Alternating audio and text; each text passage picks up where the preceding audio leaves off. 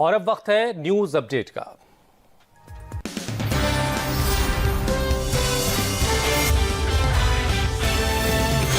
India TV, आपकी आवाज।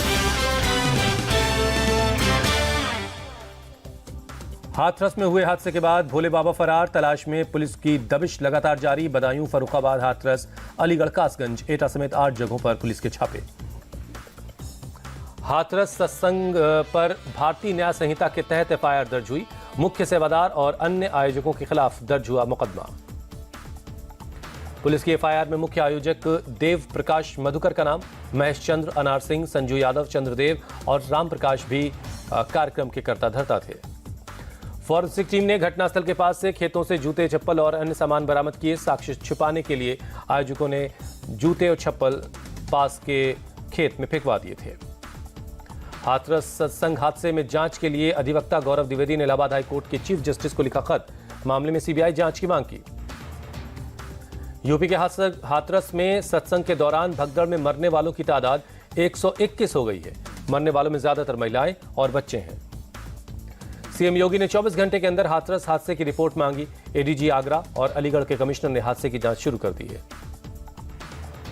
CM योगी ने घटना के तुरंत बाद 3 मंत्रियों को मौके पर भेजा। कहा, हादसे का दोषी चाहे जो भी हो, बख्शा नहीं जाएगा। हाथरस सत्संग हादसे में शुरुआती जांच में पुलिस का खुलासा, सूरजपाल सिंह नाम का बाबा का है असली नाम। अलीगढ़, आगरा और राजस्थान है बाबा के 3 ठिकाने।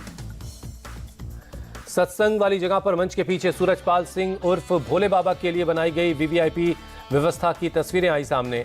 गाड़ियों के आवागमन के लिए अस्थायी सड़क भी बनाई गई थी। लोगों को वीडियो बनाने से रोक रहे थे बाबा के प्राइवेट गार्ड। कैमरे पर हाथ मारते हुए दिखा एक गार्ड। मैनपुरी में स्थित भोले बाबा के आश्रम की तस्वीरें आई सामने। करीब 21 बीघा में भव्य तरीके से बाबा का आश्रम बना हुआ है। बाबा के आगरा वाले आश्रम में आज भी माथा टेकते हैं अनुयायी। अनुयायियों के मुताबिक हाथरस की घटना में बाबा निर्दोष हैं। बाबा के जाने के बाद यह हादसा हुआ। आगरा में बाबा नारायण के घर की तस्वीर आई सामने। सरकारी नौकरी के दौरान यहीं रहता था बाबा।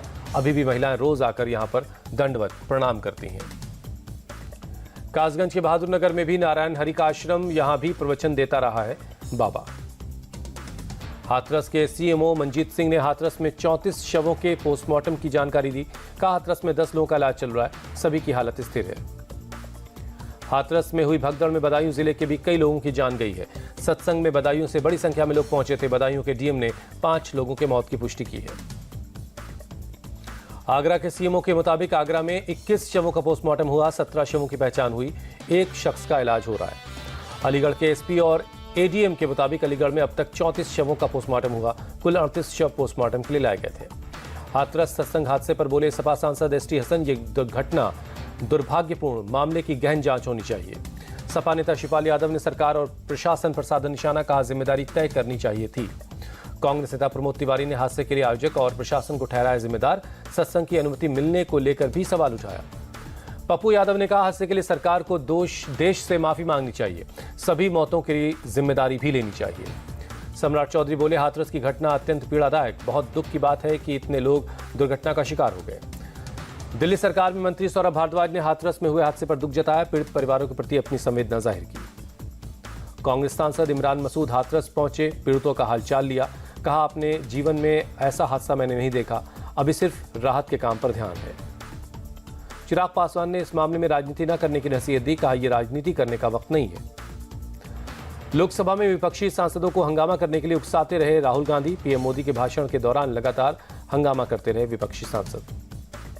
दिल्ली में कई जगहों पर मुझे हिंदू होने पर गर्व है के लगाए गए पोस्टर। आईटीओ के साथ साथ कांग्रेस मुख्यालय के बाहर भी पोस्टर लगाए गए हैं।